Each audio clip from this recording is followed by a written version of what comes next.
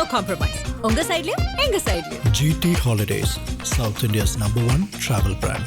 உங்க toilet cleaner bison toilet cleaner குவாலிட்டியை விட பெட்டர்னு நிரூபிச்சா உங்க மொத்த பணமும் ரீஃபண்ட். இப்போது 79 ரூபாயில். ஐபிசி தமிழ் நேயர்களுக்கு வணக்கம். இன்றைய சிறப்பு நேர்காணலில் நம்மோடு இணைந்திருக்கிறார் படையாட்சி பேரவையின் நிறுவனத் தலைவரும் புதிய உழைப்பாளர் கட்சியின் நிறுவனத் தலைவருமான காந்தி அவர்கள். வணக்கம். அன்புமணிக்கும் ராமதாஸுக்கும் நடக்கக்கூடிய பிரச்சனைகள் சமூக வலைதளங்களே இருக்கட்டும், பொதுவெளிகளாக இருக்கட்டும், இதை பற்றி தொடர்ந்து பேசிகிட்டே இருந்தாங்க. இப்போ கடைசியாக அவங்க நீதிமன்றம் வாயிலாக தலைவர் யார் அப்படிங்கிறக்கான அந்த வழக்குகள் மனுவாக தொடரப்பட்டு இதற்கான ஒரு தீர்ப்பு டெல்லி உயர்நீதிமன்றத்தால் வழங்கப்பட்டிருக்கு. இது தரப்பாக பார்க்கும்போது 2 வெர்ஷன் பதிவு பண்ணப்படுது. ஒன்று, பாலு ஒரு பக்கம் நேற்று ப்ரெஸ் மீட்டில் என்ன சொல்கிறாருன்னா, இது எங்களுக்கு கிடைத்த வெற்றி அப்படிங்கிறாரு. அதுவே ஜிகே மணி நேற்று அவர் செய்தியாளர் சந்திக்கும் போது இது எங்களுக்கு கிடைத்த வெற்றி அப்படின்னு சொல்லி அவர் சொல்கிறாரு. இதில் உங்களோட பார்வை என்ன? இதில் முதல் சொன்ன தகவல் படி அவங்களுக்கு எப்படி வெற்றின்றது எனக்கு தெரியல. அன்புமணி தரப்புக்கு இந்த வழக்கில் எப்படி வெற்றின்றது எனக்கு தெரியல. ஆனால் ஜிகே மணி சொன்னார்னு சொல்கிறீங்களா, அது சரியான ஒரு விஷயம். என்னென்னா, தேர்தல் ஆணையம் என்ன சொல்லியிருக்குன்னா, கோர்ட்டில் ஹைகோர்ட்டில் ராமதாஸ் அவர்களுடைய தரப்பில் அந்த வழக்கு வரும்பொழுது டெல்லி உயர்நீதிமன்றம் தேர்தல் ஆணையம் சொன்ன தகவல் படி பார்த்தா அன்புமணி தரப்புக்கு மிகப்பெரிய பின்னடைவு. அதை எப்படி அவங்க வெற்றின்னு சொல்கிறாங்கன்னு எனக்கு தெரியல. இல்லை, பாலு என்ன சொல்கிறாரு, 2 கடிதம், அந்த 2 கடிதத்தையும் ரத்து செய்யப்படணும் அப்படிங்கிறது தான் இவங்களுடைய கோரிக்கையாக இருந்தது, ராமதாஸ் தரப்பு கோரிக்கையாக இருந்தது. அப்படிலாம் எங்களால் ரத்து செய்ய முடியாது, நீங்கள் தலைவர் சார்ந்திருக்கக்கூடிய விஷயங்களை நீங்கள் சிவில் கோர்ட்டில் அணுகுங்க அப்படின்னா அவங்க கோரிக்கை நிராகரிக்கப்பட்டது தானே. அவங்க சொன்ன கோரிக்கை நிராகரிக்கப்பட்டது தானே அர்த்தம். அதுக்கு ராமதாஸ் தரப்புல என்ன கோரிக்கை வச்சாங்கன்னா, அந்த 2 கடிதத்தையும் செல்லுபடி இல்லாமல் ஆக்கணும் அப்படிங்கிறதான் அவங்க. அது எங்களுக்கு அதிகாரம் இல்லை, அது சம்பந்தமான அதிகாரம்லாம் நீங்கள் சிவில் நீதிமன்றத்தில் தான் கொடுக்கணும். எங்களுக்கு இந்த கோர்ட்டுக்கு அந்த அதிகாரம் கிடையாது. கட்சி விஷயமா நீங்கள் பேசுறது கூட சிவில் நீதிமன்றத்துக்கு போங்கன்ட்டாங்க. அதுதான் சென்னை ஹைகோர்ட்டும் ஏற்கனவே சொன்னிச்சு. அதே தான் இப்போ அங்கேயும் சொல்லியிருக்கிறாங்க. அதில் வேறுபாடு இல்லை. அதில் எப்படி வெற்றின்னு சொல்ல முடியும் நீங்கள்? ஆனால் மிகப்பெரிய வெற்றி அடுத்ததில் நீங்கள் பார்க்கல ராமதாஸ் தரப்புக்கு. அதில் என்ன சொல்லியிருக்காங்க அடுத்ததுன்னா, உங்களுக்குள்ள பிரச்சனைகளை நீங்கள் சிவில் நீதிமன்றத்தில் பார்த்துங்க. இப்போ எங்கள்கிட்ட வந்த வழக்குப்படி நாங்கள் சொல்கிறது என்னன்னா, தேர்தல் ஆணையம் என்ன சொல்லுதுன்னா, அந்த வழக்கில் இரு தரப்பும் இந்த சின்னத்தை வர்ற தேர்தலில் கேட்டிருந்தா, கேட்குற மாதிரி சூழ்நிலை வந்தா இந்த சின்னத்தை முடைக்கிறோன்னு சொல்லுது. இது எவ்வளோ அப்படி சொல்லவே இல்லை அப்படின்னு சொல்லி நேற்று பாலு ப்ரெஸ் மீட்டில் சொல்கிறாரு. சின்னம் தொடர்பாக எங்கேயுமே நீதிமன்றம் சொல்லவே இல்லை, அப்படி எந்த செய்தியும் கிடையாது, அப்படி சொல்லியிருந்தா நீங்கள் காட்டுங்க அப்படின்னு சொல்லி பாலு நம்ம டெல்லியில் பத்திரிகை செய்தியில் எல்லா தமிழ் ஊடகங்களும் சரி, சமூக வலைதளங்களும் சரி, அதுதான் பெரிய செய்தியாக வந்திருக்கு. இல்லை, செய்தியாக வந்துச்சு. அது தொடர்பாக கேள்வி கேட்கப்பட்டது, பாலுட்ட கேட்கப்பட்டது. பாலு அது முழுமையாக ஜட்ஜ்மெண்ட் படிக்கும்போது தெரியும். இந்த வாதத்தை யாருமே மறுக்கலை. இவர் சொல்லியிருக்கிறார் ஒழிஞ்சு வேற எந்த தரப்புமே அன்புமணி தரப்புலையோ அதுமாரி ஒரு ஜட்ஜ்மெண்ட் வரலன்னு சொல்லலை. இப்போ சமூக வலைதளங்கள் இன்றைக்கு இருக்கிற பத்திரிகையில் என்ன வந்திருக்கு, செய்தி அதானே வந்திருக்கு. இரு தரப்பும் அங்கே நாங்கள் அந்த சின்னத்தை கேட்டால் நாங்கள் சின்னத்தை முடைக்கிடுவோம் அப்படின்னு தான் தீர்ப்பில் சொன்னார்னு சொல்கிறார். அது எப்படி அந்த பேட்டியை நான் பார்க்கல. தேர்தல் ஆணையம் கோர்ட்டில் கொடுத்தது இதுதான், அதன்படி நீங்கள் உங்களுடைய அப்படின்னா நேரம் பெரிய வெற்றி விழா கொண்டாடிருப்பாங்க. அது நியாயமாக இருந்துச்சுன்னா அது ஜட்ஜ்மெண்ட் வந்தவொன்னே தான் ஃபுல்லாக படிக்கணும் என்னன்றது. அது கருத்தாக சொன்னாங்களா கோர்ட்டில், ஓப்பன் கோர்ட்டில், இல்லை ஜட்ஜ்மெண்ட்டாக வந்திருக்காரு, ஜட்ஜ்மெண்ட் காப்பி இன்னும் வரல, வந்தவொடனே அதை பார்த்துட்டு கூட ஒரு விவாதத்தில் நம்ம பேசலாம். ஆனால் இன்றைக்கி இருக்கிற கல நிலவரம், அவர்களுக்கான ஒரு விஷயத்தை நீங்கள் சிவில் நீதிமன்றத்தை தான் நாட வேண்டும்னு சொல்கிறது, நீங்கள் ஏஃபார்ம் பிஃபார்மில் கையெழுத்து போடுறதுக்கான வாய்ப்பே இல்லை அப்படின்னு சொன்னால், நீங்கள் 2 தரப்பும் ஒன்றாகலன்னா அதுக்கான வாய்ப்பே இல்லைன்னு சொன்னால் அப்புறம் எதுக்கு தலைவர் பதவி என்ன? அதுக்கு அன்புமணி தமிழ்நாட்டில் ப்ரெஸ் மீட் கொடுக்குறாரு. இதே மாதிரியான விஷயங்கள் செய்தித்தாளில் வந்திருக்கிறதா இருக்கட்டும், அல்லது அந்த நியூஸ் கார்டு இருக்கட்டும், அதெல்லாம் வச்சுட்டு கேள்வி கேட்குறாங்க. நீங்கள் ஜட்ஜ்மெண்ட்டை பார்த்தீங்களா, உங்களுக்கு அந்த தகவல் தெரியுமா, தெரியாமல் எதுவும் சொல்லாதீங்க அப்படிங்கிறாரு. தற்போதைய நிலையில் நான் தான் தலைவர், சின்னம் எங்களிடம்தான் இருக்கிறது அப்படின்னு சொல்லி அன்புமணி சொல்கிறார். தலைவர் யார் என்பதை முடிவு செய்ய வேண்டியது கோர்ட்டுன்னே சொல்லிட்டாங்க. நீதிமன்றமும் சொல்லிட்டு, தேர்தல் ஆணையமும் சொல்லிட்டு, அப்புறம் நான் தான் தலைவர்ன்றது என்ன இருக்குது? சரி, நான் ஒரு இல்லை இப்போ ஒரு நடைமுறையில் சொல்கிறேன். நீங்கள் சட்டப்படி அவங்க போராட்டம் பண்ணி சட்ட போராட்டத்தை பண்ணிட்டு இருக்காங்க 2 பேர். நான் கேட்குறேன், நிறுவனரை இவரால் மாற்றிட முடியுமா? நிறுவனன்ற ஒரு பதவி வந்து தலைவர் பதவிக்கு மேலே உள்ள பதவி தானே. ஒரு நிறுவனத்தை நிறுவனவங்க வந்து அந்த தலைவரோட மேலே தானே இருப்பாங்க. இப்போ புரோட்டோகாலில் நீங்கள் பேர் போடுறீங்க, யார் பேரை முன்னாடி போடுவீங்க? ஒரு நோட்டீஸ் அடிக்கிறீங்க, ஐயா பேரை முன்னாடி போடுவீங்களா, அன்புமணி பேரை மேலே போடுவீங்களா? ஐயா பேரை தானே போடுவீங்க, நிறுவனர் அவர் தானே. அப்போ நிறுவனர் சொல்கிறத நீங்கள் கேட்குறதுல உங்களுக்கு என்ன லாஜிக்கலாக பிரச்சனை? சார், நான் சட்டப்படி சொல்லலை, நியாயப்படி உங்களுக்கு என்ன பிரச்சனை? ஒரு நிறுவனர் சொல்கிறாரு, இப்போ நானே கொஞ்சம் நாளைக்கு தலைவராக இருக்கேன், நீ செயல் தலைவராக இருக்கேன், உங்களுக்கு என்ன பிரச்சனை? அப்போ அந்த தலைவர் பதவியில் தான் உட்காரணுன்றதுல என்ன பிரச்சனை இருக்குது அவருக்கு? இல்லை, அவருமே என்ன சொல்கிறாருன்னா, நிறுவன தலைவர் அவர் தான், ஐயா வழியில் தான் நம்ம கட்சியை வழி நடத்த போகிறோம் அப்படின்னு தானே தொடர்ந்து அவங்க சொல்லிட்டே இருக்கிறாங்க. அதாவது இது நடுவில் வந்து யாரோ குட்டையை குழப்புறாங்க. திமுகவினுடைய கைகூலிகளினுடைய செயல், திமுக கைகூலிகளினுடைய செயல் முறியடிக்கப்பட்டு விட்டதுங்கிறார் அன்புமணி. அப்போ இவர் அதிமுகவினுடைய சதி முறியடிக்கப்பட்டதுன்னு டாக்டர் சொல்லலாமா? அதிமுகவினுடைய சதியில தான் இவர் இதெல்லாம் பண்ணிட்டு இருக்காருன்னு சொல்லலாமா நம்ம? இது என்ன லாஜிக்? அதாவது அவர் நேற்று தமிழ்நாட்டில் விழுப்புரத்தில் சொல்றாரு சார். நான் கேட்குறேன், அவர் ஒரு பேட்டி கொடுத்தாரு இப்போ இடையில பார்த்தீங்களா? அவர் பேட்டி ஏதாவது ஒரு உண்மையான பேட்டியாக நீங்கள் பார்த்துருக்க மாட்டீங்க எதுலேயுமே. அதாவது 18 எம்எல்ஏக்களோட ஆதரவில் தான் திமுக ஆட்சி 5 வருஷம் இருந்துச்சு தெரியுமா அப்படின்னு பேட்டி கொடுத்ததை பார்த்தீங்களா? அப்போ இந்த வன்னிய மக்கள்லாம் கேட்க மாட்டாங்களே, 18 எம்எல்ஏ ஆதரவில் தான் திமுக ஆட்சியே இருந்துச்சு 5 ஆண்டுகள்னு சொல்கிறிய. அப்போ நீ மத்திய அமைச்சராக இருக்கிறதுக்கு மட்டும் தான் அதை பயன்படுத்தினேன். இந்த இடஒதுக்கீடு அன்னைக்கு கேட்டு வாங்கியிருக்க முடியாதா? உங்களால் தான் ஒரு ஆட்சியே இருந்துச்சுன்னு சொன்னால் அன்னைக்கு இந்த 20% இடஒதுக்கீடு வாங்கியிருக்கலாமே. 20% இடஒதுக்கீடு கேட்டு போராட்டம் பண்ணது எங்க?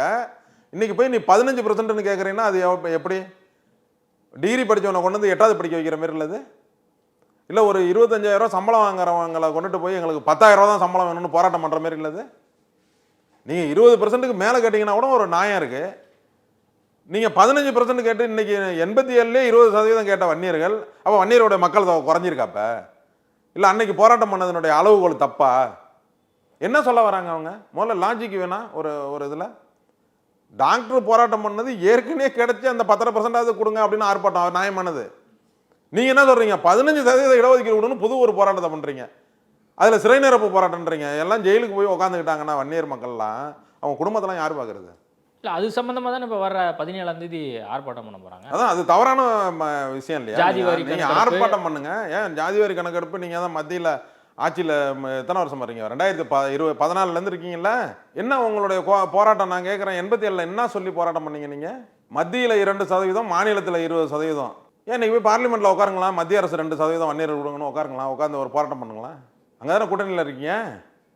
முதல் கோரிக்கையாக வைங்களா? நாங்கள் 2% மத்தியில் இப்போ கேட்டு தான் நாங்கள் முத இந்த கட்சி துவங்கும் போது அதான் எங்களோட உயிர் மூச்சு, அதை கொடுத்தா தான் நான் கூட்டணின்னு சொல்லுங்களாம் பார்க்கணும். உங்களுக்கு தைரியம் இருக்கான்னு பார்க்குறேன்னா. அப்போ உங்களோட அரசியல் ஆதாயத்துக்காக நீங்கள் வன்னியர் மக்களை கொண்டு போய் அடமான வைப்பீங்க. போராட்டம் பண்ணி நெய்வேலி பிரச்சனையில், நிலக்கரி பிரச்சனையில், என்எல்சியில் எவ்வளோ போராட்டம் பண்ணீங்க? நீங்கள் மத்திய அமைச்சரெல்லாம் இருந்தீங்களா? அப்போ என்எல்சிக்காக நீங்கள் என்ன செஞ்சீங்க? பவர் உங்கள் கையில் இருக்கும்போது என்ன செஞ்சீங்க? மத்தியில் ஆட்சியில் இருந்தீங்களா? மன்மோகன் சிங் ஆட்சியில், காங்கிரஸ் மந்திரி சபையில் இருந்தீங்களா? உங்களால் தான் ஆட்சியே இருந்துச்சுல்ல. அன்றைக்கி 6 MP இருந்தீங்களா? அப்போ என்எல்சி பிரச்சனை என்ன பண்ணீங்க? நீங்கள் என்ன பண்ணியிருக்கணும்? நீங்கள் உண்மையாலுமே உங்கள் மேல் வன்னியர் அக்கறை இருந்தால் என்ன பண்ணியிருக்கணும்? அன்புமணி அன்னைக்கு மத்திய அமைச்சராக உட்காந்துட்டு என்ன பண்ணியிருக்கணும்? ஐக்கிய நாட்டு சபையில் பேசுனா, அமெரிக்காவில் பேசணும். நீ அதில் பேசுறதுனால வன்னியருக்கு என்ன பிரயோஜனம் இருக்குது? அதனால வன்னியருக்கு என்ன பிரயோஜனம் இருக்குன்னு கேட்குறேன். நீ 35 வயசுலேருந்து 40 வயசு வரைக்கும் மந்திரியாக இருந்ததை தவிர வன்னியர்களுக்கு வேறு என்ன பிரயோஜனம் இருக்குது கேட்டால்? இப்போ நான் சிகரெட்டை சிகரெட்டை பண்ணி தடை பண்ணிட்டேன். நீ சிகரெட்டை தடை பண்ணியா? என்ன பண்ண நீ அதில்? இல்லை, ஒட்டுமொத்தமாக பொதுவெளியில் அந்த மாதிரி குடிக்கக்கூடாது, பேருந்துகள்லையோ அல்லது ட்ரெயின்லையோ வந்து அதை பயன்படுத்தக்கூடாது அப்படிங்கிற சட்டம்லாம் அதனால தானே வந்துச்சு. 5 வருஷம் ஆட்சியில் இருந்தேன்னு சொல்கிறாருல, ஆட்சி எங்களால் தான் இருந்துச்சுன்னு சொன்னார்ல. 5 ஆண்டுகள் முழுமையாக எங்களால் தான் ஆட்சியில் இருந்தீங்கன்னு சொன்னார்ல. அப்போ மதுவிலக்கு இருந்துச்சுல்ல. மதுவிலக்கு அப்போ கொண்டு வர்றது எதுக்கு போராட்டம் பண்ணுறீங்க? நீங்கள் சொன்னாதானங்க ஆட்சியே கவுந்துரும்ல. இல்லைண்ணா அப்போ ஆட்சியில் இருக்கும்போது இந்த டிமாண்ட் வைக்க வேண்டியது தானே? இது கொடுத்தா தான் நாங்கள் ஆதரவு கொடுப்போம் டிமாண்ட் வச்சிங்களா? அப்போ எங்கேயோ ஒரு இடத்துல உள்நோக்கம் இருக்குல்ல அதில் உங்களுக்கு. ஏதோ ஒரு விதத்தில் ஒரு பலன் இருக்குது உங்களுக்கு. அப்போ அதை மறைமுகமாக மக்களுக்கு தெரியாமல் நீங்கள் பண்ணிட்டு இருக்கீங்க. அப்படி இல்லை, என்ன அப்படி உள்நோக்கம் இருக்க போது? அவருக்கு வந்து வெறும் பணம், பதவி, அதிகாரம் இது ஒன்று தான் ஆசைன்னு நீங்கள் நினைக்கிறீங்க? ஆமாம், அது இல்லைன்னா நீங்கள் சொந்த அப்பா, நீங்கள் நிறுவன தலைவர்ன்ற அப்புறம் சொந்த அப்பா இந்த கட்சியை வந்து 87 சாலை மறியலிருந்து 91 இந்த கட்சியாக அங்கீகரிக்கப்பட்ட பிறகு அதிலிருந்து இன்று வரை வழி நடத்தி வருகிற அப்பா, நிறுவன தலைவர். அவர் ஒரு 6 மாதம் அந்த தலைவர் பதவியை நான் இருக்கிறேன்னு சொல்கிறார். அதில் என்ன உங்களுக்கு பிரச்சனை? இல்லை நீங்கள் 1987லேருந்து அவர் உழைச்சி கட்சியை வந்து 80லேருந்து உழைச்சிட்டு வராரு. இவ்வளோ தூரம் கொண்டு வந்திருக்காரு கட்சியை அப்படின்னு நீங்கள் சொல்கிறீங்க. அண்மையில் உங்களுக்கெல்லாம் நல்லா தெரிஞ்ச சிஆர் பாஸ்கரன் அவர் சொல்கிறாரு, கிட்டத்தட்ட ஐயாவுக்கு இணையாக அன்புமணி வந்து அண்மை ஆண்டு காலமாக உழைத்து கொண்டிருக்கிறார். அது வந்து கூட இருக்கிற எல்லாருக்குமே தெரியும், ராமதாஸுக்கும் இது தெரியும் அப்படிங்கிறாரு. அதாவது சிஆர் பாஸ்கரனுடைய அந்த கருத்து இருக்குல்ல, அந்த கருத்தை வன்மையாக நான் கண்டிக்கிறேன். ஏன்னா டாக்டர் ஐயா அவர்கள் மட்டும் இல்லை என்றால் இந்த சிஆர் பாஸ்கரன் மாதிரி ஆட்களே இந்த மாதிரி மீடியாவில் உட்காந்து பேச முடியாது, அந்த உரிமை கிடைச்சிருக்காது. இல்ல அதெல்லாம் அவர் பதிவு பண்றாரு. அதெல்லாம் அவர் பதிவு பண்றாரு. ஒரு நிறுவனத்தை ஒரு ஒரு ஒரு கட்சியோ ஒரு நிறுவனத்தையோ ஒரு தண்டவங்க ஒப்படைக்க, நான் சிஆர் பாஸ்கரனுக்கு இந்த நிகழ்ச்சி மூலமா சொல்றேன், டாக்டர் ஐயா அவர்கள் அன்புமணியிடம் இந்த கட்சியை ஒப்படைத்த பிறகு ஏதாவது வெற்றின்னு நடந்திருக்கா சொல்லுங்க. ஒரு பேட்டியில் கேளுங்க அவர்கிட்ட. நீங்க ராமதாஸ் அவர்கள் பதவியிலிருந்து ஜி.கே. மணி அவர்கள் 25 ஆண்டுகள் அந்த இதில் பயணம் பண்ணுற காலத்தில் மத்தியில் ஆட்சி அமைக்கக்கூடிய வாய்ப்பு பாமக சொன்னாதான் ஆட்சி அமைக்க முடியும். மன்மோகன் சிங் ஆட்சி அந்த அளவுக்கு எம்பிக்கள், மத்தியில் கேபினட் அண்ட் இணையமைச்சர்கள், மத்தியில் மாநிலத்தில் 18 எம்எல்ஏக்கள். இங்கே இருக்கிற மாநில கட்சி அன்றைக்கு திமுகவை ஆட்சி அமைப்பதற்கே இந்த 18 எம்எல்ஏக்களுடைய தயவோடு இருக்கின்ற சூழ்நிலை. மத்தியிலையும் மாநிலத்திலையும் பாமக என்ன நினைக்கிறதோ அதை செய்கின்ற சூழ்நிலையில் இந்த கட்சியை வச்சிருந்தார். உண்மையா இல்லையா? அது பொதுவாக ஒரு பத்திரிகையாளராக கேட்குறேன், உண்மை தானே? ஆனால் இவர்கிட்ட கொண்டு வந்து ஒப்படைச்சார். 2014 தனியாக நின்னார், போய் ஒரு 3வது அணி நின்னார். 2014 வெற்றி பெற்றார். முதல் பாராளுமன்ற தேர்தலில். நீங்கள் அதற்கு பிறகு உங்களிடம் கட்சி வருது. 2014 இன்றைக்கு 11 ஆண்டுகளில் அன்புமணியோட ரிசல்ட் என்ன சொல்லுங்க? இந்த கட்சியோட ரிசல்ட் என்ன? அங்கீகாரத்தோடு இந்த கட்சியை உங்கள்கிட்ட ஒப்படைக்கிறோம். இன்னைக்கு அங்கீகாரம் இல்லாத கட்சியாக ஆக்கிட்டார். இதுதான் அவர் செஞ்ச சாதனையான்னு சிஆர் பாஸ்கர் நான் கேட்குறேன் அந்த நிகழ்ச்சி மூலியமாக. என்ன நீங்கள் எந்த லாஜிக்கில் நீங்கள் அதை பேசுகிறீங்கன்னு எனக்கு தெரியல. இல்லை, நீங்கள் சொல்கிற கூடிய லாஜிக் கரெக்டாக இருந்துச்சுன்னா 2022 ராமதாஸ் அவர்களே நீதான்ப்பா தலைவர் அப்படின்னு சொல்லியிருக்க மாட்டார்ல சார். அவர் வந்து அதற்கு அந்த நிகழ்வுக்கு முன்பாகவே என்னை வந்து ஒரு ஒரு ஒரு பணைய கைதி போல் என்னை உருவாக்கிட்டாங்கன்னு சொல்கிறாருல பேட்டியில். இந்த பிரச்சனை வந்து இன்னைக்கு ஏற்பட்டதில்லை. இல்லை, அவர் வருஷலாம் சொல்கிறாரு, 5 ஆண்டுகளுக்கு மேலாக என்னை முடக்கி வைத்து வீட்டிலேயே எந்த கட்சி பணியும் என்னை செய்ய விடாமல் தடுத்து, நான் சேலத்திற்கு ஒரு நிகழ்ச்சிக்கு செய்கிறேன், அந்த நிகழ்ச்சியில் இவ்வளோ பேர் தான் உட்கார வேண்டும், அந்த ரூமில் வந்து இந்தந்த நபர்கள் தான் பார்க்க வேண்டும், நீங்கள் 5 நபர்களுக்கு மேல் சந்திக்கக்கூடாது, இந்த மாதிரி நிறைய ரெஸ்ட்ரிக்ட் பண்ணி என்னை இதுக்கு அனுப்புகிறாங்க. இல்லை, அதுக்கு பல்வேறு காரணங்கள் வந்து அவர் தரப்புனால சொல்லப்படுது. இல்லை, வயது காரணமாக இருக்கட்டும், முன்னர் இந்த மாதிரி ஆக்டிவாக வந்து அவரால் செயல்பட முடியாத காரணங்கள், அது மாதிரி ஹெல்த் இஷ்யூலாம் இருக்குது, இதெல்லாம் தானே வந்து காரணமாக அவங்க சொல்கிறாங்க. அப்படி மாதிரி அவர் 50 வயசுல இருந்த மாதிரி 85 வயசுல இருக்க முடியாது. அந்த வயசை காரணமாக வச்சாங்களே இந்த மாதிரி ஒரு குற்றச்சாட்டை. அதுக்கு தான் ஸ்ரீகாந்தியை இப்போ செயல் தலைவர் ஆக்கினதனுடைய காரணம் தான். அவங்க இந்த ஃபீல்டுக்கே வந்திருக்க மாட்டாங்க. இந்த மாதிரி ஒரு குற்றச்சாட்டு அவர் மேலே அப்படியே நைஸாக கொண்டு போய் வைக்கிறது எப்படி இருக்குன்னா, கலைஞர் எத்தனை வயசு வரைக்கும் சிஎம்மாக இருந்தார்? நடக்க முடியாமல் வீல் சேரில் உட்காந்துக்கிட்டு எப்படி ஆட்சி பண்ணார்? அந்த வரலாறுலாம் உண்டல்ல நம்மளுக்கு. அப்படி ஹெல்த் இஷ்யூன்னு பார்த்தீங்கன்னா நீங்கள் வச்சிருக்கிற இப்போ கூட்டணி கட்சியினுடைய தலைவர்களுக்கெல்லாம் வயசு என்னன்னு பார்க்கணும்ல. அப்போ இளைஞர்களோட தான் நீங்கள் கூட்டணி வச்சுப்பீங்க. இல்லை, கட்சியை வளர்த்து அப்படி பார்த்தா விஜயோட தான் கூட்டணி வச்சுக்கணும். அவர் எடப்பாடியோட வச்சுக்கூடாதுல்ல. எடப்பாடிக்கு வயசு என்ன? எடப்பாடியோட வயசு என்ன? கிட்டத்தட்ட நெருங்கிடுச்சுல்ல. அப்ப அவரோட எப்படி கூட்டணி வச்சீங்க? இப்போ நடைப்பயணம் போனதை நீங்க பார்த்துருப்பீங்க. அன்புமணி நடைப்பயணம் தமிழ்நாடு ஃபுல்லா 100 நாள். என்ன காரணத்துக்காக நீ போன? வன்னியர்களுக்கு இடஒதுக்கீடு வேணும்னு போனியா? அதையும் சேர்த்து தானே பேசினாரு. இல்ல, நீ போனியான்னு எங்க முடிச்சாருன்னு பாக்குறோம்ல. 100வது நாள் எங்க முடிச்சாரு? தருமபுரியில முடிக்கிறாரு. அதாவது ஒரு விஷயத்தை தெரிஞ்சுங்க. வன்னியர்களுக்கு வந்து எப்பெல்லாம் எது நினைத்தாவோ அது நடக்க முடியுன்ற நேரத்தில் நீங்க நடக்காம, உங்களுக்கு பவரை ஒருத்தன் வந்து பெரிய பணக்காரனா இருக்கான், ஏழையான பிறகு நான் பணக்காரனாக இருந்தேன் அப்படின்னு நடைப்பயணம் போனால் எப்படி இருக்கும்? அதுமாரி கட்சி கோபுரத்தில் இருக்கும்போது நீங்கள் வந்து வன்னியர்களுக்கான பயன்களெல்லாம் நீங்கள் கேட்டு பெறாமல், இன்றைக்கி ஒன்றுமே இல்லை, உங்கள்கிட்ட இப்போ எம்பி இல்லை, இங்கே சட்டமன்றத்தில் வந்து உங்களுக்கு சரியான பிரதிநிதித்துவம் இல்லை, நீங்கள் சொல்ல கேட்டு அரசாங்கம் நடக்க வேண்டிய அளவில் எம்எல்ஏ உங்களுக்கு இது இல்லை. இப்போ போய் நீங்கள் உங்கள் கோரிக்கை வச்சிங்கன்னா யார் செய்வா? அதுவும் அந்த அரசாங்கத்தையே நீங்கள் குறை சொல்லிக்கிட்டு. நான் கேட்குறேன், திமுக அரசாங்கம் வந்து குறை சொல்கிறாருல, அன்றைக்கி எம்பி பதவி உனக்கு ராஜ்யசபா கொடுக்கும்போது வேணான்ட்டு போக வேண்டியது என்ன? திமுக கொடுத்த அவங்க தயவில் இருக்கிற எம்எல்ஏக்கள்லாம் ஓட்டு போட்டு என்னை எம்பி ஆக்கினா அந்த ராஜ்யசபா எனக்கு வேணான்னு நீ அன்றைக்கே வேணான்னு சொல்லிட்டு மத்திய அமைச்சரை ராஜினாமா பண்ணிட்டு வந்திருக்க வேண்டியதானே? ஏன் வரல? அன்றைக்கு திமுகவினுடைய எம்எல்ஏக்கள் உங்களுக்கு தேவைப்பட்டாங்களா? அப்போ அது ஊழல் கட்சின்னு திமுக உங்களுக்கு தெரியலையா? அப்போ இந்த நாட்டினுடைய நலன் காக்குன்ற கட்சியாக அன்றைக்கு தெரிஞ்சிச்சா? உங்களுக்கு பதவி வரணும்னா திமுக நாட்டின் நலன் கருதிய கட்சி, மக்களுக்கான கட்சி அப்படி சொல்லுவீங்க. உங்களுக்கு பதவி கொடுக்கலன்னா நீங்கள் அதை சொல்லுவீங்க. நான் கேட்குறேன், அதிமுக இன்னைக்கு கூட்டணின்னு சொல்கிறாருல, பேச்சுவார்த்தை பண்ணாங்க, இந்த இடஒதுக்கீட்டுக்காக போய் கூப்பிட்றாங்க, வந்து பங்கேற்கணும் பங்கேற்கணும்னு சொல்கிறாங்கல்ல. உங்களுக்கு ஒரு எக்ரிமெண்ட் போட்டாங்கல்ல, உங்களுக்கு பதவி தரணும்னு சொல்லிட்டு. ஒரு ராஜ்யசபா வேணும்னு பாமக ஜெயலலிதா அம்மையார் அவர்கள் முதலமைச்சர் இருக்கும்போது எக்ரிமெண்ட் போட்டாங்கல்ல, அது உங்களுக்கு கொடுத்தாங்களா? உங்களை ரினியூவல் பண்ணுறதுக்கு மறுபடியும் ஒரு 5-6 வருஷம் நீங்கள் ரினியூவல் பண்ணிக்கலான்ட்டு போனீங்களா, அது கிடச்சிச்சா உங்களுக்கு? அப்படி கொள்கை ரீதியாக ஒரு ஒரு ஒரு கையெழுத்து போட்டு ஒரு தேர்தல் உடன்படிக்கையை மீறினாங்கல்ல, அவங்களோட நீங்கள் வந்து கூட்டணி வச்சுக்கலாமா? சரி, இப்போ இன்றைக்கி அதிமுகவோட கூட்டணி வச்சுக்கிறீங்கன்னு சொல்கிறேன், இன்னும் வரல, அதிகாரப்பூர்வமாக வரல சொல்கிறீங்க. நான் கேட்குறேன், நீங்கள் வந்து இடஒதுக்கீடு 10% வாங்கினீங்கல்ல, உங்களுக்கு அதானே உங்களுக்கு கொடுத்தாங்கல்ல, அப்படின்னு நீங்கள் சொல்கிறீங்கல்ல, அந்த அதிமுக விட்டுட்டு ஏன் எம்பியில் வெளியில் போனீங்க? ஏன் வெளில போனீங்கன்னு கேட்குறேன். உங்களுக்கு 10% கொடுத்து எத்தனை வருஷம் ஆகுது? இப்போ தானங்க கொடுத்தாங்க. நீங்கள் அதுக்கு பிறகு நடக்கிற எம்பி தேர்தலில் யாரோட இருந்திருக்கணும்? யாரோட இருந்திருக்கணும்னு கேட்குறேன். அதிமுக தானே இருந்திருக்கணும். நீங்கள் இருந்தீங்களா? திரும்ப வந்துட்டாங்கல்ல. நீ இருந்தீங்களா? போன 21 திரும்ப அதே 26 இப்போ வராங்கல்ல. எம்பி தேர்தலில் என்ன பண்ணீங்க? அப்போ அதிமுக தோக்கடிக்கணும்னு நினச்சிங்களா? அதிமுக தோக்கணும்னு நினச்சிங்களா? அப்போ என்ன உங்களுடைய அரசியல் கொள்கை என்ன? உங்களுக்கு 10% கொடுத்தாங்க, அதனால அவங்களோட தான் நாங்கள் இருப்போம் அப்படின்னு உங்களால் இது இருந்துச்சா? சரி, நான் அன்புமணி கேட்குறேன், எந்த காலத்துலையும் திமுக கூட்டணி இல்லைன்னு உங்களால் அறிவிங்க பார்ப்போம். எந்த காலத்துலையும் நாங்கள் கூட்டணி. இப்போ இன்னைக்கு தேதிக்கு அவர் என்ன சொல்றாரு? திமுகவினுடைய சதினால தான் இந்த பிரச்சனையே நடக்குது, எனக்கு எங்க அப்பாவுக்கு சண்டைக்கெல்லாம் காரணமே திமுக தாங்கிறாரு. நான் கேட்குறேன், இவருடைய இந்த காரணம் அப்பாவுக்கு முரண் பிடிக்கிறதுக்கு காரணம் அதிமுக தான். அதிமுகவுடைய பேச்சை கேட்டுட்டு தான் இவர் முரண் பிடிச்சி அப்பாவோட இந்த அளவுக்கு போயிட்டு இருக்கிறாரு. அவரை கண்ணீர் சிந்த வைக்கிறாரு, அவரை அழ வைக்கிறாரு, உடல் ரீதியாக அவருக்கு பிரச்சனையை உண்டாக்குறாரு. அப்படி சொல்லலாமா? அவர் ஆல்ரெடி ராமதாஸ் அதானே சொல்றாரு, நான் கண் கலங்கி நிக்கிறேன். அதான் அதுக்கு காரணம் வந்து அதிமுக வந்து எங்கிட்ட இருந்து பறிச்சுட்டாங்க.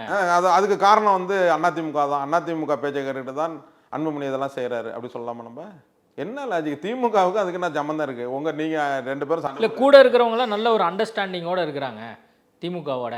அவங்களோட பேச்செல்லாம் கேட்டு தான் வந்து இவர் இப்படி நடந்துக்கிறாரு. நீங்க எந்த கட்சியில் நாங்க கூடிய விரைவில் அவருங்க பிடியிலேருந்து நாங்க மீட்க போறோம். அதை தான் நீங்க மீட்கவே வேணாம். இப்போ சென்னையில இருந்து கிளம்பி இப்போ இங்கேருந்து என்ன 2.5 மணி நேரம் ஆகும் வீட்டுக்கு போகிறதுக்கு. நேராக தைலாபுரத்துக்கு கிளம்பி போக சொல்லுங்க. போய் அப்பா நான் செஞ்சதெல்லாம் தப்புப்பா, என்னப்பா நீங்கள் தலைவராக இருக்கணும், அவ்வளோதானே பண்ணி தலைவராக இருந்துக்கு 6 மாதம் நான் செயல் தலைவராக இருந்துக்குன்னு சொல்ல சொல்லுங்க. எல்லா சதியும் முறியடிக்கப்பட்டிருக்கும்ல, ஏன் நீங்கள் அதை செய்யலை? ஏன் செய்யலைன்னு கேட்குறேன். இந்த நிகழ்வு அவர் செஞ்சு தரேன்னா எந்த சதி வேணாலும் நடக்கட்டுமே, உங்களுக்கு என்ன பிரச்சனை இருக்குது? நீங்கள் சேர்ந்துக்கலாம்ல. இல்லை, முழுக்க அந்த மாதிரி ஆட்களால் சூழப்பட்டிருக்கிறாரு. இவர் டாக்டர் வந்து இவர் வீட்டுக்குள்ளே வர வேணான்னு சொல்லியிருக்காரு. கும்பகோணத்தில் போய் அவர் இருந்தார் நிகழ்ச்சியில். கும்பகோணத்தில் அவர் வீட்டில் இல்லாத நேரத்தில் இவர் வீட்டுக்கு போனார். அண்மையில் ஒரு மெடிக்கலில் ஒரு ஆஸ்பத்திரியில் அட்மிட் ஆயிருந்தார் ராமதாஸ் அவர்கள். இவர் வந்து ராமதாஸ் அவர்கள் என்ன சொன்னார்னா, நான் மீட் பண்ணேன் அப்படின்னு சொல்லி அவர் வெளியே வந்து ப்ரெஸ் மீட் கொடுத்தாரு.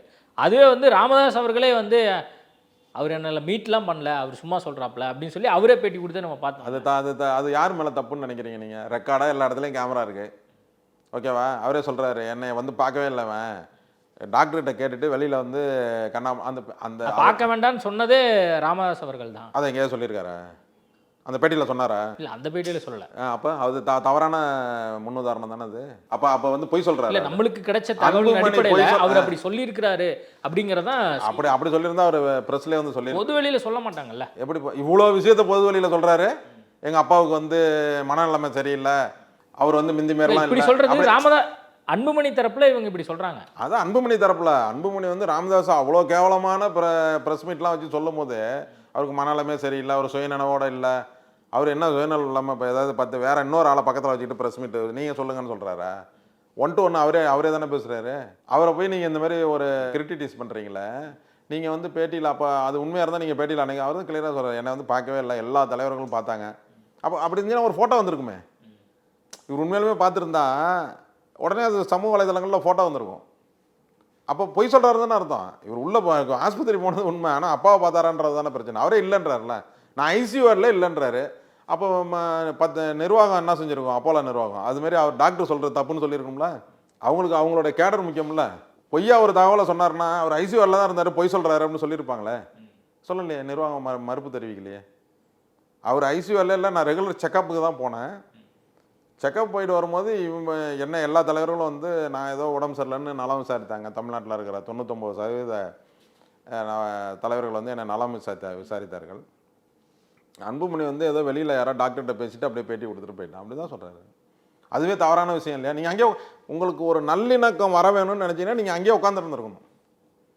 ஏன் பார்த்துட்டு வரீங்க, அப்பா பார்த்துட்டு ஏன் திரும்புறீங்க? இல்லை, இப்போ வரைக்குமே அவர் என்ன சொல்கிறாரு, நம்ம கட்சிக்கான ஒரு நிறுவன தலைவராக அவர் தான் இருந்துட்டு இருக்காரு, அவர் வழியில தான் கட்சி வழி நடத்தப்படும் அப்படின்னு தொடர்ந்து சொல்லிட்டே தான் இருக்காரு. அதுக்கான மரியாதையை கொடுத்துட்டே தானே இருக்காரு. நீங்கள் வந்து அவர் இல்லாமல் நீங்கள் ஒரு இயக்கத்தை ஆரம்பித்து அவருடைய பேர் இல்லாமல் நீங்கள் ஃபோட்டோ இல்லாமல் போனீங்கன்னா நீங்கள் எங்கேயுமே உங்களுக்கு வியாபாரம் நடக்காது, அரசியல் வியாபாரம் நடக்காது.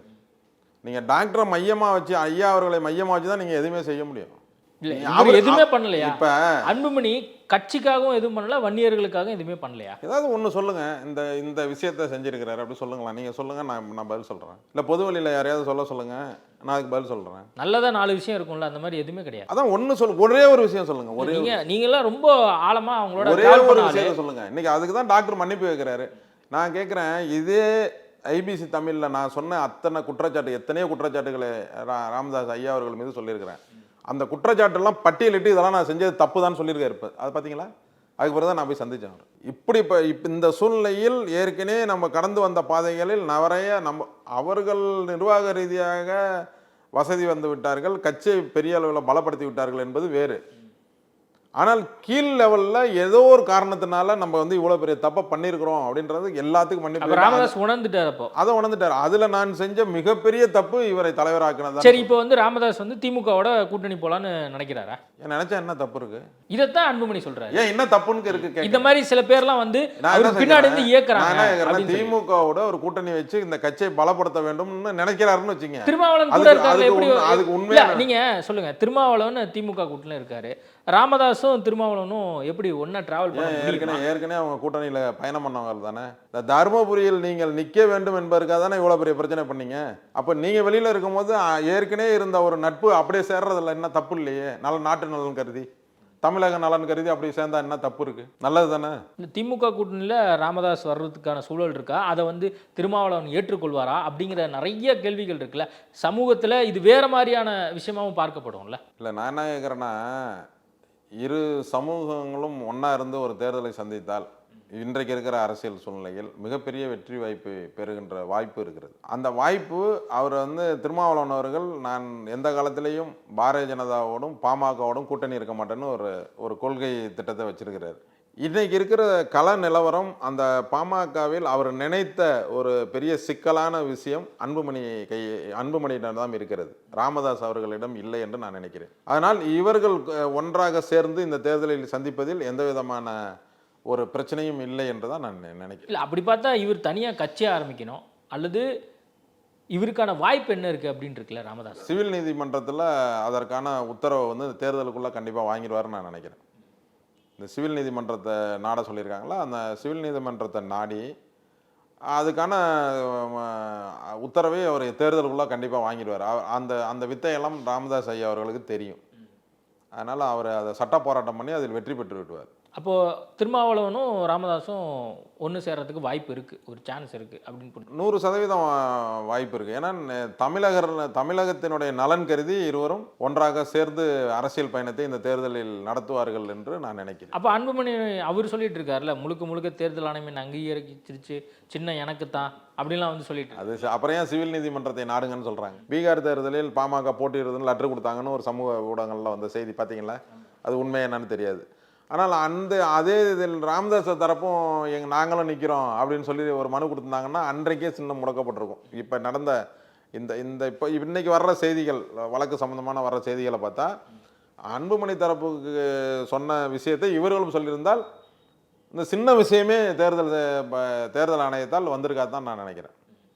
அதனால் இந்த இரு தரப்பும் இன்றைக்கு நீங்கள் நீதிமன்றத்தை நாடுங்கள், சிவில் நீதிமன்றத்தை நாடுங்கன்னு சொன்னதே ராமதாஸ் தரப்பு அவர்களுக்கு கிடைத்த மிகப்பெரிய வெற்றி தான். அதான் அப்போ சின்னம் வந்து அப்போ கண்டிப்பாக ராமதாஸ் தான் கிடைக்கும்னு நீங்கள் நினைக்கிறீங்க? 100% அவருக்கு தான் கிடைக்கும்னு நினைக்கிறேன். ஏன்னா அதாவது இன்றைக்கு ஒரு விஷயத்தை கையில் எடுத்துங்க, அவர் எல்லாமே சட்டப்படியே செஞ்சுட்டு வர்றாரு. நீங்கள் பார்த்தீங்கன்னா அவருடைய தரப்புப்படி 2002 நீங்கள் தேர்ந்தெடுக்கப்பட்டீர்கள் தலைவராக. அதிலிருந்து 3 ஆண்டுகள் 2025 அந்த தலைவர் பதவி உங்களுக்கு அந்த 3 ஆண்டுகள் நிறைவடைகிறது. அந்த நிறைவடைந்த பிறகு தலைவர் காலியாக இருக்கிற தலைவர் பதவிக்கு பொதுக்குழுவை கூட்டி என்னை பொது தலைவராக தேர்ந்தெடுத்து விட்டிருக்கிறார்கள், செயற்குழு கூட்டி என்னை தலைவராக அங்கீகரித்து இருக்கிறார்கள் அப்படின்னு எல்லாமே பைலாப்படி கரெக்டாக கொண்டு வந்துக்கிட்டே இருக்கிறாரு. அதை தான் தேர்தல் ஆணையத்தையும் கொடுத்துருக்கிறாரு. இப்போ தேர்தல் என்ன இருக்குது, நீங்கள் கொண்டுட்டு வாங்க அப்படின்ற. இப்போ அவங்களுடைய இதுபடி 2022 தான் நாங்கள் வந்து பொதுக்குழுவில் இந்த தலைவராக தேர்ந்தெடுத்தோம். அதுலேருந்து 3 ஆண்டுகள்னா 25ஓட முடிஞ்சிருது. இப்போ டிஸ்பியூட்டே பாருங்கள், ராமதாஸ் ஐயா அவர்கள் நான் 6 மாதம் தலைவர் பதவியை வச்சுக்கிறேன்னு சொல்கிறாரு. அன்புமணி என்ன சொல்கிறாரு, 1 வருஷம் வரைக்கும் நான் தலைவர் பதவியை வச்சுக்கிறேன்னு சொல்கிறாரு. அதானே சொல்கிறாரு. நிரந்தர தலைவர்னு அவரால் சொல்ல முடியுதா? என்ன தேதி வரைக்கும் சொல்கிறாரு? அடுத்த வருஷம் ஆகஸ்ட். ஆமாம், அது வரைக்கும் தான். அதுக்கு பிறகு யார் கொண்டு வரணுன்றாரு? பொதுக்குழு தான் கொண்டு வரணும். ரைட்டா? பொதுக்குழு ஏற்கனவே கொண்டுட்டு வந்து யாரை தலைவராக தேர்ந்தெடுத்திருக்கு? ஐயா அவர்களை தேர்ந்தெடுத்திருக்கு. இதுதான் டிஸ்பியூட்டாக பேசணும் நாளைக்கு கோர்ட்டில். ஏற்கனவே நீ பதவி காலம் முடிந்த பிறகு ஐயா அவர்களை பொதுக்குழு தீர்மானித்திருக்கிறது. அந்த பொதுக்குழுப்படி அவரே தலைவராக அடுத்த அது 3 வருஷம் அதிலேருந்து வரும் உங்களுக்கு. 25லேருந்து 26, 27, 28 வரைக்கும் அவர் தான் இருக்கணும் அப்படின்னு கொண்டு வருவாங்க. அப்போ அவருக்கு தானே வெற்றி கிடைக்கும் அதில். சரி, பொறுத்திருந்து பார்ப்போம் என்ன நடக்குது அப்படின்னு சொல்லி. நேர்காணல் கொடுத்ததுக்கு மிக நன்றி. ஆஹா, நோ காம்ப்ரமைஸ். உங்க சைடுலயும் எங்க சைடுலயும். GT Holidays, South India's #1 travel brand. உங்க toilet cleaner bison toilet cleaner குவாலிட்டியை விட பெட்டர்னு நிரூபிச்சா உங்க மொத்த பணமும் ரீஃபண்ட். இப்போது 79 ரூபாயில்.